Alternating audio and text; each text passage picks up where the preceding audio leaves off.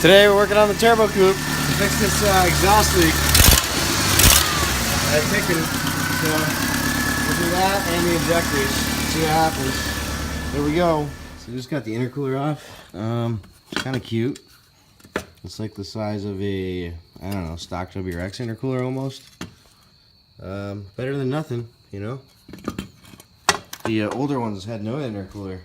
When you cranked up the boost, they would fucking detonate. But upon taking off the intercooler, I was able to see the intake, or the exhaust manifold, rather. And here's what I found. That one's loose, that one's missing. This one's backed out. Oh man. That one right there is backed out. And I didn't even put the wrench on the other ones. But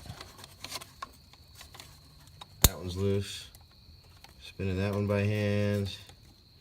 That one's tight. So I'm gonna try to just tighten these, give her a run, see what happens, so I don't have to deal with all this bullshit. And then I could just tee right into the wastegate line, call it a day. Oh wow, this looks kind of newer-ish. That's nice. Valve cover gasket's leaking pretty good though. So I don't think I ordered that, but maybe I will. So let's go. Let's see what happens. So I just added a bolt where it was missing. I tightened all of them. Pretty much all but 2 were loose, and there's 8 bolts. I started it, and it's still leaking. You can see right there where there's some soot, or you know, black shit. So that's where it's leaking. I just, when it was running, I just felt around.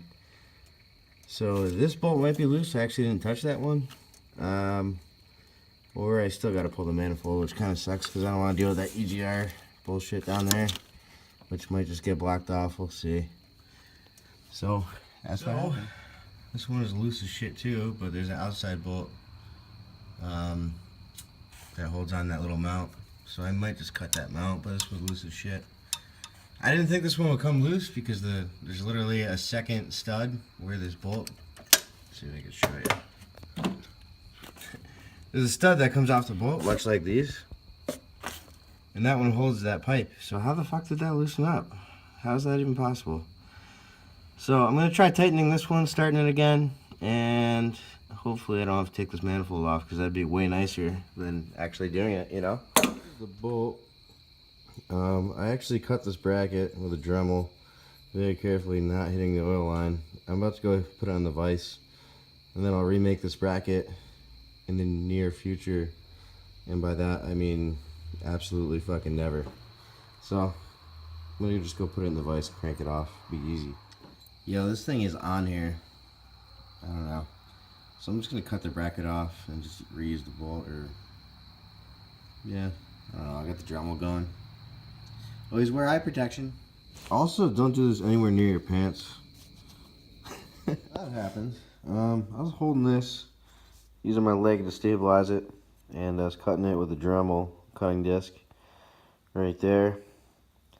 The disc actually got caught right in there and wrapped around, and it went into my pants. So that's nice. Initially, the video that you actually see, that wasn't cutting into my leg, but I tried to take it out of my pants without unplugging it.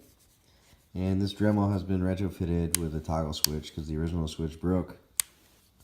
So I was trying to rip it out and I hit it on, and that's when it dug into my leg. So I just got 7 staples in the leg, but I'm gonna save this, put it on the wall, just to remind me not to do dumb motherfucking shit, because I actually have these bolts. I could have just put a new bolt in there, but I wanted to save this one because I'm a moron. So here it is, man.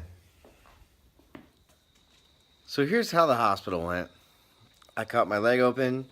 I hobbled inside, holding it together. It was like probably about that long of a gash, about a 1/2 inch wide, 1/2 inch deep. She was deep. Got my roommate. We drove there, waited in the waiting room for like an hour, whatever. Got into the room. So like the nurse lady, as soon as we get in there, is like, "Hey, have you ever had lidocaine?" I'm like, I don't know, maybe. I've been hurt a lot. You know, I probably have. She's like, oh, well, you know, this is what happens. It burns like a motherfucker going in. And then it gets numb and you're good. Oh, okay. All right. So you're going to do stitches, yeah? Yeah, all right. Okay, sounds good. Um, so then the actual doctor comes in. I don't even know what this lady looks like. She was in and out so freaking fast. She rolls in, checks it out, spreads it open like, yep, that's pretty deep. Niles. Spreads that baby open, checks it out. She's like, oh, I got the perfect thing for this because I don't feel like dealing with it right now. And I don't got time for this. Rolls outside, comes back with a freaking staple gun. Alright, before I even knew it, I was like, yo, you gonna numb it? And she's like, no. Watch this. Bah! Bah! Oh, one more. Bah! Just cranking these staples. I was trying to get video. She wouldn't let it happen. Cranking these staples into my freaking leg. And I've never had that done before, and it is not comfortable. And when you see that thing, ugh, so bad. But after that, they weren't even going to wrap it, but I asked them to, and I got a wheelchair out so I could wheelie it, which they also wouldn't let me take video of because, I don't know, I think there's something around, you know, insurance reasons. So, be careful when you're using Dremels. You can get hurt. Good life lesson for me. I'm a moron. So, that's pretty much what happened. We got KFC afterwards, and I worked on the car for a good hour. So that didn't work out. No, it didn't. Thanks for the ride to the hospital, but Got it. about to get stitches. I got a gash about that big, real deep on my leg. They said I could try to put the stitches in. Bro. Dude, that hurt so bad. I just got 7 staples. That looked. Did you see that? Yeah, I definitely did. Oh God, fuck. She's like, it's just gonna be 3, 7 later. That's what it feels like to be a carpet. There you go. Oh, this thing like 7 times. That's a stapler. Could have done that at home. Right. Could have stopped at Home Depot and bought a stapler myself. Saved you $500 bucks. I have a stapler in the basement. There you go. Some G shit. So it's about midnight. I've been up since 7 a.m. Got all the bolts out except for, you know, the one. Right there. You can see the shaft sticking out of it. Naturally, there's only one that was tight, and it was really tight. I tried heating it, tried spinning it both ways, snapped right off. And since that snapped, the manifold is stuck to the motor. And it could be just because of all the shit in the shaft holding it there. But I tried rotating it, that didn't work either.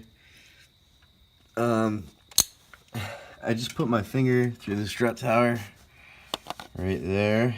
You can see all the rot. So the more I look at this, and it might be just because I just cut my leg open, I want to just pull the motor out and put it in a Ranger and just do everything while the motor's out.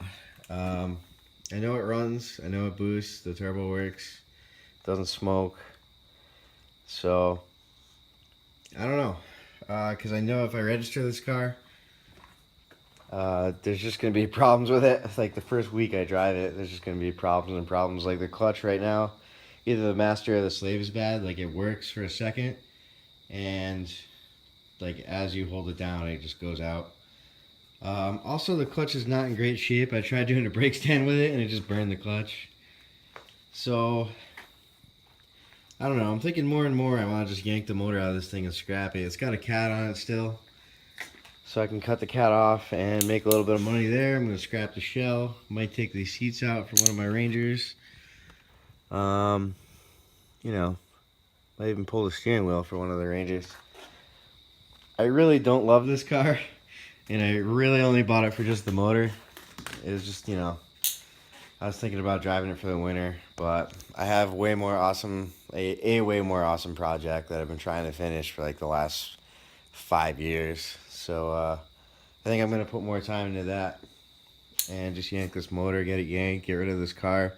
One more unregistered car off the property is kind of a good thing because I got to find a Ranger for this thing now. It's got to be pre-OBD2, so it's got to be 95 and older or 93 and older if I don't want to go through emissions. So I don't know. I'm going to look at it with fresh eyes tomorrow when my leg doesn't hurt so bad. But yeah, what do you guys think I should do? Should I yank the motor, put it on a, engine stand, and just, do all the gaskets, make it nice, or, and put it in a Ranger at that point, or just fix it and drive it, I don't know, for the winter, and then pull the motor. We'll see. Leave some comments, let me know what I should do. Thanks for watching. Bodywork 101 with Redneck Joe. See, there seems to be some cracks and some white showing here. I haven't washed this, so it's very dirty. So you just gotta take your paint. Oh yeah, the dirt actually adds texture. Fools the eye into thinking that there's something there in that big hole. And we'll just apply the paint. Oh my god, this is better already. Look at that. Oh, there's a spot right there.